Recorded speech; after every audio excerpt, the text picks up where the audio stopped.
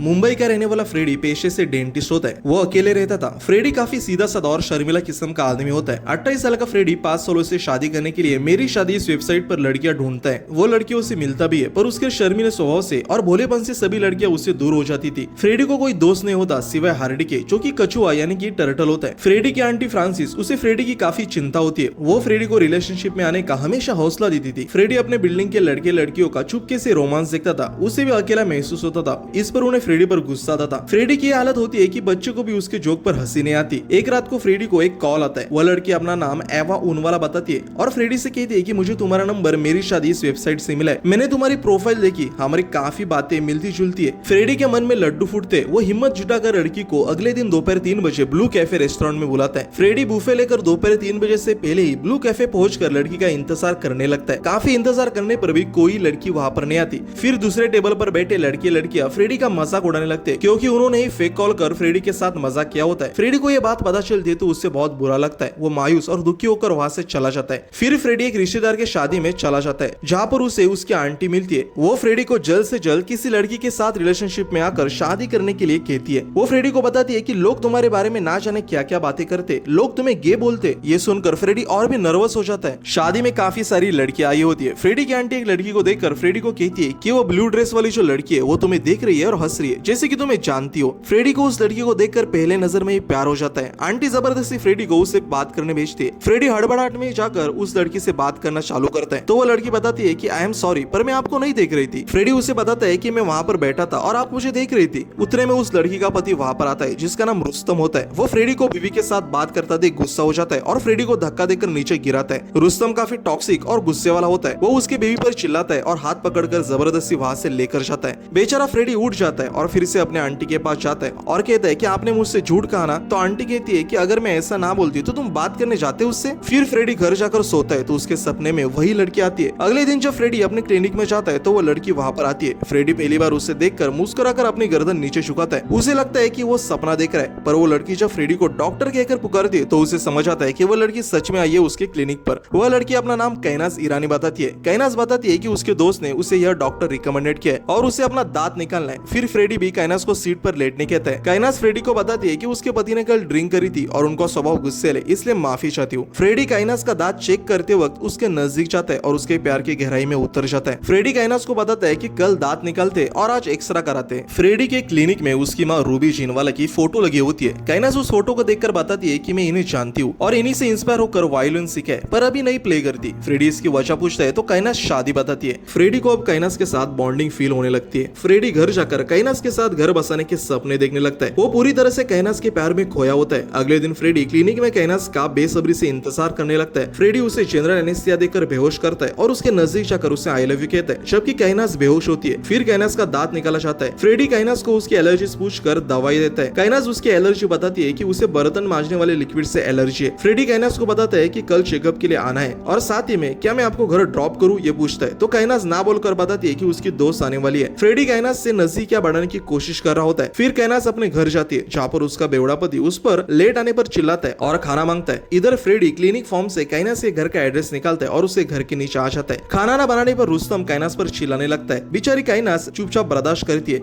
Freddy कैनास के building के नीचे अपने कार में बैठा होता है और कैनास के घर की खिड़की में देख रहा होता है। अचानक उस खिड़की में कैनास और रुस्तम आ जाता है। रुस्तम कैनास को मार रहा होता है। फ्रेडी नीचे से यह नजारा देख रहा होता है। उसे काफी तकलीफ होती है, पर वो कुछ कर भी नहीं सकता था। फ्रेडी घर जाता है तो उसे डरावना सपना आता है, जिसमें उसके पिता ने बचपन में उसके माँ को गोली मारी होती है और खुद को भी गोली मारकर मार डाला होता है। अगले दिन फ्रेडी कैनास का क्लिनिक में इंतजार करता है, पर वो नहीं आती तो रिसेप्शनिस्ट से कहकर कैनास को कॉल कर पूछता है कि क्लिनिक आना होगा चेकअप के लिए, पर कैनास मना करती है। लेकिन फ्रेडी मानता नहीं। वो कैनास को चेकअप करने जबरदस्ती एक पार्क में बुलाता है तो कैनास मान जाती है। कैनास और फ्रेडी माटुंगा के एक पार्क में मिलते। कैनास के गाल पर पति ने मारने के निशान होते, जो फ्रेडी से छुपते नहीं या कैनास को ही फ्रेडी को दिखाने होते। कैनास पति के पिटने पर काफी मायूस होती है। फ्रेडी जब रुस्तम के बारे में पूछता है तो कैनास बताती है कि उसका लाइट ऑफ पर्शिया इस नाम का रेस्टोरेंट है। फ्रेडी उसे बताता है कि अब से लाइट ऑफ पर्शिया से कुछ भी ऑर्डर नहीं करेगा। फिर फ्रेडी कैनास को आइसक्रीम देते हैं और खुद भी खाता है। कैनास थोड़ी देर बाद तक फ्रेडी से कहती है कि आपने मुझे चेकअप करने बुलाया था और चेकअप तो किया ही नहीं। तो फ्रेडी कहते हैं कि मैंने चेकअप कर लिया है, अगर कुछ प्रॉब्लम होता तो आप ये आइसक्रीम बर्दाश्त नहीं कर पाती। फ्रेडी अब कैनास को इंप्रेस करने के लिए नए कपड़े खरीदता है, हेयर स्टाइल, चश्मा सब चेंज करता है, क्योंकि उसने मन ही मन में कैनास को अपना लाइफ पार्टनर चुन लिया होता है। वो अपने माँ की फोटो के सामने कैनास के बारे में बात बातें करता है। वो इस हद तक काइनास की दीवानगी में डूबा होता है कि अंत में वो बुरी तरह से फंसने वाला होता है। फ्रेडी फिर से काइनास के घर के नीचे जाता है। फिर रुस्तम घर से बाहर निकलने पर काइनास को कॉल करता है और कॉफी पर बुलाता है। काइनास भी उसे झूठ मूठ का मना कर दिए, फिर उसके साथ कॉफी पर चली जाती है। अब काइनास और फ्रेडी दोनों बाहर घूमना फिरना चालू करते। दोनों में नजदीकियां बढ़ने लगती है। बातों बातों में काइनास फ्रेडी को बताती है कि उसे एक बड़ा सा रेस्टोरेंट ओपन करना है। फ्रेडी जब काइनास से पूछता है कि तुम अपने पति को छोड़ क्यों नहीं देती, तो काइनास बताती है कि ऐसा करूंगी तो वो मुझे जान से मार डालेगा। एक बार काइनास और फ्रेडी मूवी थिएटर में फिल्म देख रहे होते। मौके का फायदा देखकर फ्रेडी काइनास को चूमने जाता है, पर ठीक तरह से चूम नहीं पाता और दूर होता है। पर काइनास उसे फिर अपने और खींचकर चूमने लगती है और कुछ ही पल में होश में आने पर दूर हो जाती है और थिएटर से निकल जाती है। फ्रेडी भी उसके पीछे पीछे बाहर जाता है, पर उसे काइनास नहीं मिलती। फ्रेडी उसे काफी कॉल करता है, घर जाकर भी कॉल लगाता है, पर वो कॉल नहीं उठाती। अगले दिन भी फ्रेडी की काइनास से बात नहीं होती, तो फ्रेडी काइनास से घर चला जाता है। जब काइनास दरवाजा खोलती है तो फ्रेडी दंग रह जाता है, क्योंकि काइनास के चेहरे पर पीटने के निशान होते। उसके पति रुस्तम ने काइनास को काफी बेरहमी से पीटा होता है। काइनास फ्रेडी को गले लगाकर रोने लगती है। काइनास फ्रेडी को जाने कहती है। वो कहती है कि अगर मेरा पति आया तो दोनों को मार डालेगा, पर फ्रेडी का अंदर का आशिक मानता नहीं। वो काइनास का हाथ थामकर उसको शादी के लिए प्रपोज करता है, पर काइनास कहती है कि मैं शादीशुदा हूँ, अगर सिंगल होती तो बात कुछ और होती। फिर काइनास टूट जाती है और रोकर फ्रेडी से कहती है कि मुझे समझ नहीं आता कि अब मैं क्या करूँ, कैसे इन सब से बाहर निकलूं। फ्रेडी जब घर जाता है तो उसके दिमाग में काइनास की ये बातें घूमने लगती है कि अगर मैं सिंगल होती तो बात कुछ अलग होती, मैं क्या करूं, कैसे इन सब से बाहर निकलूं। फिर फ्रेडी काइनास को 30 मिनट में पार्क में मिलने कहते हैं और बताता है कि मेरे पास सॉल्यूशन है। फ्रेडी काइनास से मिलकर बताता है कि मुझे पता है हम कैसे एक हो सकते हैं। काइनास पूछती है कैसे, तो फ्रेडी बताता है कि रुस्तम को हटाना पड़ेगा। ये सुनकर काइनास डर जाती है। वो फ्रेडी को ऐसा करने के लिए मना करती है, तो फ्रेडी कहता है कि इससे बेहतर ऑप्शन है तुम्हारे पास, क्या तुम सारी जिंदगी ऐसे मार खाना चाहती हो। फिर काइनास फ्रेडी के गले लगकर रोने लगती है। अब उसकी भी हाँ होती है। फ्रेडी काइनास को बताते हैं कि एक हफ्ते तक हम दोनों एक दूसरे को फोन मैसेज कुछ नहीं करेंगे, मिलेंगे भी नहीं, मैं सब कुछ ठीक कर दूंगा। अब फ्रेडी के सिर पर दीवानगी का जुनून चढ़ा होता है। उसे रुस्तम को मारना होता है। वो काइनास और उसके शादी के सपने देखने लगता है। फ्रेडी रुस्तम पर नजर रखना चालू करता है। वो अपने साथ गन लेता है और मौका देकर काइनास के पति रुस्तम को सुनसान सड़क पर खुद की गाड़ी से उड़ाकर मार डालता है। फिर फ्रेडी अपने रिसेप्शनिस्ट लिली को कॉल कर हफ्ते भर की सारी अपॉइंटमेंट कैंसिल करवाता है और फिर अपने करजत वाले फार्म हाउस पर चला जाता है। फ्रेडी की गाड़ी का बम्पर टूटा होता है क्योंकि उसने रुस्तम को उड़ाया होता है। वो फार्म हाउस पहुंच जाता है और वहाँ के केयरटेकर को बताता है कि गांव वालों को बताओ मैं आ गया हूँ, किसी को दांत चेक करवाने हो तो आ जाए। फ्रेडी अब बेहद खुश होता है। वो खुली आंखों से काइनास के सपने देखने लगता है। उसे लगता है कि रुस्तम को मारकर उसने काइनास को पा लिया है, पर उसकी किस्मत में कुछ और ही लिखा होता है। फिर फ्रेडी एक मैकेनिक को बुलाकर अपनी कार ठीक करने देता है। उस मैकेनिक को भी गाड़ी देखकर कुछ शक आता है, पर वो कुछ कहता नहीं। फिर फ्रेडी गांव के लोगों का इलाज करने लग जाता है। इधर पुलिस रुस्तम के केस का इन्वेस्टिगेशन शुरू करती है। उन्हें कुछ सबूत नहीं मिलता, पर फिर भी वो अपना इन्वेस्टिगेशन जारी रखते हैं। फ्रेडी फार्म हाउस से मुंबई जाने निकलता है। वो सबसे पहले काइनास के घर जाता है। काइनास दरवाजा खोलकर फ्रेडी को किस करना चालू करती है और रुकती नहीं, लेकिन वो सब फ्रेडी के दिमाग में होता है। असल में काइनास के घर का दरवाजा एक लड़का ओपन करता है। काइनास पीछे होती है। काइनास ने शॉर्ट कपड़े पहने होते हैं और उसका अलग ही अंदाज होता है। फ्रेडी उसे ऐसे रूप में देखकर चौंक जाता है। फ्रेडी उसे बताता है कि वो कॉल कर रहा था, पर काइनास उसकी कोई बात नहीं सुनती और फ्रेडी को कहती है कि मुझे तुमसे कोई बात नहीं करनी, चले जाओ यहाँ से। फिर वो लड़का काइनास को किस करने लगता है। फ्रेडी को याद आता है कि ये तो वही लड़का है जो रुस्तम के होटल में शेफ था। और फ्रेडी की आंखें खुल जाती है। अब फ्रेडी को सभी कहानी समझ आती है। वो काइनास को बताता है कि तुम दोनों ने रुस्तम को हटाने के लिए मेरा इस्तेमाल किया। काइनास उसे बताती है कि अगर वो फिर से यहाँ आया तो पुलिस में बता दूंगी कि तुमने मेरे पति को मारा। काइनास के पास फ्रेडी जब उसके घर के नीचे आता था तब के फोटोज होते। वो बताती है कि पुलिस को मैं बताऊंगी कि तुम मेरे पीछे पड़े थे और जब मैंने तुम्हें इग्नोर किया तो तुमने मेरे पति को मार दिया ताकि मैं तुम्हारे पास आऊं। यह सब सुनकर फ्रेडी काइनास की और गुस्से से बढ़ता है, तो काइनास का बॉयफ्रेंड रेमंड फ्रेडी को नीचे गिराकर उस पर पैर रखता है। काइनास फ्रेडी को और जलील करती है। फिर फ्रेडी वहां से निकलकर अपने घर जाता है। वो टूट चुका होता है। उसे काफी बड़ा धोखा मिला होता है। फ्रेडी फर्श पर लेटकर रोने लगता है। इधर काइनास रुस्तम के होटल को फैंसी रेस्टोरेंट में तब्दील करने का प्लान बना रही होती है, जो कि उसका पहले से सपना होता है। सुबह होती है। फ्रेडी फर्श पर ही लेटा होता है। हार्डी उसके पास आता है। फ्रेडी ने काइनास के प्यार में जितने भी शॉपिंग करी होती है सब जलाकर राख कर देता है। अब उसके अंदर गुस्से की चिंगारी छिड़क चुकी होती है। फ्रेडी को काम में भी मन नहीं लगता। वो अपने पर्सिस आंटी से कहते हैं कि उसका ब्रेकअप हो गया है। फिर फ्रेडी काइनास के होटल में चला जाता है, जहाँ पर काइनास और उसका बॉयफ्रेंड रेमंड मौजूद होता है। फ्रेडी उनके सामने लगातार 3 फालूदा ऑर्डर करता है और उनकी तरफ देखकर गुस्से से पी जाता है। वो दोनों भी फ्रेडी को जलाने के लिए उसके सामने रोमांस करते। फिर रेमंड फालूदा के ग्लास में थूकता है और फ्रेडी को पीने देता है, लेकिन फ्रेडी वो ग्लास भी पी जाता है। तो रेमंड उसे गुस्से से वहां से जाने कहता है। काइनास उसे पूछती है कि अब तुम्हें क्या चाहिए, तो फ्रेडी कहता है कि मुझे सॉरी चाहिए, बस एक बार जेन्युइनली सॉरी बोल दो। तो रेमंड फ्रेडी को जोर से एक कान के नीचे बजाता है और कहता है कि अगर ये साइको वाली हरकतें बनने की तो ये काइनास के घर के नीचे के तुम्हारे फोटोज और व्हाट्सएप चैट पुलिस को दिखाऊंगा। फ्रेडी को सॉरी बोलने बोलने के बजाय काइनास और रेमंड उसे पुलिस की धमकी देते, जो कि उनकी जिंदगी की सबसे बड़ी गलती होती है। फिर फ्रेडी चाबी वाले को जाकर मिलता है और एक प्लान बनाता है। जब रेमंड और काइनास घर से बाहर जाते हैं, तब फ्रेडी चाबी वाले को लेकर काइनास के घर जाता है और डुप्लीकेट चाबी बनाकर दरवाजा खोलता है। फिर फ्रेडी काइनास के खाने में नींद की दवाइयां मिला देता है, उसके फेस वॉश में बर्तन मांजने का लिक्विड डालता है, जिससे काइनास को एलर्जीज होती है और उसकी एलर्जी की दवाइयां भी अपने पास रखता है। काइनास और रेमंड जब घर आते हैं, तब वही खाना खाते हैं जिसमें फ्रेडी ने नींद की दवाइयां मिलाई होती है और काइनास भी एलर्जी वाला फेस वॉश लगाती है। वो दोनों रात को गहरी नींद में सोने के बाद फ्रेडी फिर से उस घर में आता है। नींद की दवाई की वजह से काइनास और रेमंड दोनों होश में नहीं होते। फ्रेडी काइनास का मोबाइल लॉक उसके आंखों से खोलता है और उसके मोबाइल से खुद को एक मैसेज करता है। फिर रेमंड का मोबाइल भी उसके फिंगरप्रिंट से ओपन करता है और उसे लगातार चाटे मारते हुए उसके फोन से खुद के फोटोज डिलीट मार देता है। फिर रेमंड की कार की चाबी लेकर जाता है और उसमें कुछ बिगाड़ करता है और आकर चाबी फिर से रख देता है। काइनास जब रात में जाग जाती है और आईने में खुद को देखती है, तो उसके चेहरे पर एलर्जीज के निशान होते। वो डर जाती है। वो तुरंत रेमंड के साथ हॉस्पिटल जाने निकलती है, पर तभी गाड़ी का ब्रेक फेल हो जाता है और गाड़ी कहीं पर ठुक जाती है, जिससे उन दोनों को मामूली चोट आती है। इधर फ्रेडी अपने दोस्त हार्डी से कहता है कि उन्हें मुझे सॉरी बोल देना चाहिए था। इधर काइनास और रेमंड दोनों हॉस्पिटल में होते। काइनास काफी सदमे में होती है। उसे रेमंड पर गुस्सा होता है। उसे सिर्फ खुद की जान की परवाह होती है। अगले दिन काइनास को होटल से मैनेजर का फोन आता है कि फूड सेफ्टी अथॉरिटी वाले होटल बंद करवाने आए हैं, क्योंकि एक कस्टमर के खाने में छिपकली मिली है और उसने वो फोटो जोमेटो पर डाला है, जो कि वायरल हो रहा है। फिर दोनों भी भागे दौड़े होटल चले जाते हैं। इधर फ्रेडी फिर से काइनास से घर पर आता है। तब वो देखता है कि रेमंड का लैपटॉप ओपन है और उसमें फेसबुक चालू है। फ्रेडी रेमंड के अकाउंट से रेमंड और काइनास का प्राइवेट फोटो पोस्ट करता है और काइनास के बारे में कुछ गंदा लिखता है। काइनास के होटल में पुलिस आए होते। उन्होंने इन्वेस्टिगेशन पूरा होने तक होटल सीज किया होता है। तभी काइनास अपने मोबाइल पर फ्रेडी ने रेमंड के अकाउंट से पोस्ट की हुई फोटो देखती है और रेमंड पर गुस्सा होने लगती है। रेमंड उसे समझाते हैं कि मैंने ये सब नहीं किया है। काइनास और रेमंड का ये झगड़ा पुलिस भी देख रही होती है। थोड़ी देर बाद काइनास को समझ आता है कि ये सब फ्रेडी कर रहा है। वो होटल एम्प्लॉय को फ्रेडी का फोटो दिखाकर पूछती है कि क्या ये वही आदमी है जिसके खाने में छिपकली मिली थी। तो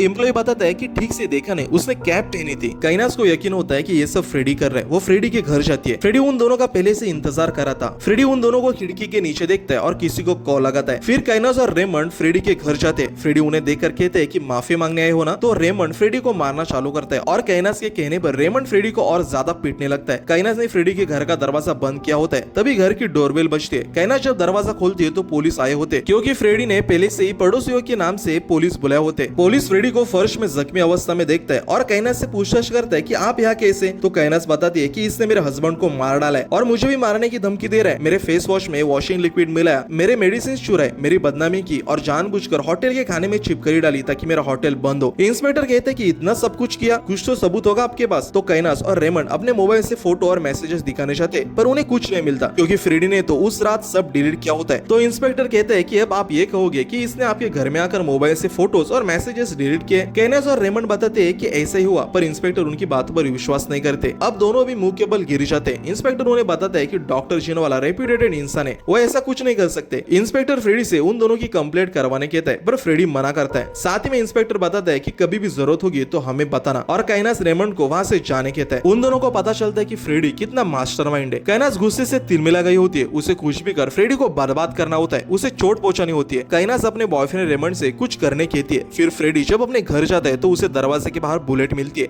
और अंदर जाता है तो घर के सामान की तोड़फोड़ की होती है। फ्रेडी बिल्कुल शांत होता है। उसे पता होता है कि ये सब किसने किया है। वो काइनास को कॉल लगाता है और कहता है कि तुम्हारा मैसेज मुझे मिल गया और वो बुलेट भी जो तुम्हारे बॉयफ्रेंड ने मेरे घर के बाहर रखी थी। तो काइनास कहती है कि हमने कोई बुलेट नहीं रखी तुम्हारे घर के बाहर। तो फ्रेडी बताते हैं कि वैसे ही जैसे मैंने तुम्हारे घर पर सांप नहीं छोड़ा। सांप का नाम सुनकर काइनास और रेमंड दोनों डर जाते हैं। वो घर में पागल की तरह सांप को ढूंढने लगते। उन्हें कुछ नहीं मिलता, पर फिर भी काइनास डर के मारे घर से निकलकर लॉज में जाती है। फिर उसे कुछ याद आता है। वो रेमंड से कहती है कि उसने सिर्फ बुलेट के बारे में बात की। फिर काइनास फ्रेडी को कॉल लगाती है। फ्रेडी कॉल उठाकर कहते हैं कि सांप मिला। तो काइनास बताती है कि नहीं, पर तुम्हें टर्टल मिला। रेमंड कहते हैं कि तुमने कभी टर्टल सूप पिया है? हमने आज पिया है। फ्रेडी की रूह कांप जाती है। वो अपने बेस्ट फ्रेंड हार्डी को ढूंढने लगता है, जो कि टर्टल होता है, पर वो उसे घर में कहीं नहीं मिलता। फिर वो सीसीटीवी चेक करता है तो रेमंड और एक लड़का दिखाई देता है। उन्होंने फ्रेडी का टर्टल चुराया होता है और उसे मार डाला होता है। काइनास रेमंड से कहती है कि हमें उसे मार डालना होगा, क्योंकि उसका एक ही फ्रेंड था जिसका हमने सूप किया। पता नहीं अब वो आगे क्या करेगा। इधर दुखी फ्रेडी हार्डी के सभी चीजें इकट्ठा कर उन्हें दफना देता है। फिर अपने फार्म हाउस के केयरटेकर को कॉल लगाता है और कहता है कि घर साफ करो, मैं अपने दोस्तों को लेकर आ रहा हूँ, आप हफ्ते भर की छुट्टी लीजिए। फिर फ्रेडी एक रास्ते पर रहने वाले आदमी से मिलता है जो उस रात एक्सीडेंट वाले रास्ते के नजदीक था। फ्रेडी उसे पैसे देता है और कुछ बताता है। इधर काइनास पूरे घर में सीसीटीवी लगाती है। सर्प मित्रों को बुलाकर सांप ढूंढती है, पर कोई सांप नहीं मिलता। फ्रेडी ने जिस आदमी को पैसे दिए होते वो पुलिस को जाकर बताता है कि मैंने उस रात देखा कि गाड़ी ने उस आदमी को ठोकर देकर मार डाला। पुलिस को झंझट नहीं चाहिए था, इसलिए मैंने पहले नहीं बताया, पर अभी मुझे उस लाश का चेहरा नजर आता है बार बार, इसलिए पुलिस को बता रहा हूँ। पुलिस उस गाड़ी का नंबर पूछते तो वो आदमी फ्रेडी के कार का नंबर बताता है। फिर पुलिस फ्रेडी के पास जाकर सख्ती से पूछताछ करते। फ्रेडी पहले तो कुछ नहीं बताता, फिर वो कहता है कि गाड़ी तो मेरी थी पर मैं गाड़ी के अंदर नहीं था। काइनास ने मुझसे कहा था कि उसकी गाड़ी खराब हो गई है, इसलिए उसने मेरी गाड़ी ले ली जो कि उसका बॉयफ्रेंड रेमंड चला रहा था। जब मुझे गाड़ी वापस दी तो उसमें डेंट लगा हुआ था और खून था। मैंने रुस्तम के हिट एंड रन केस के बारे में सुना तो मुझे समझ में आया कि ये काम उन दोनों ने ही किया है। मैंने जब पुलिस को बताने की बात की तो काइनास ने मुझे धमकी दी। फिर फ्रेडी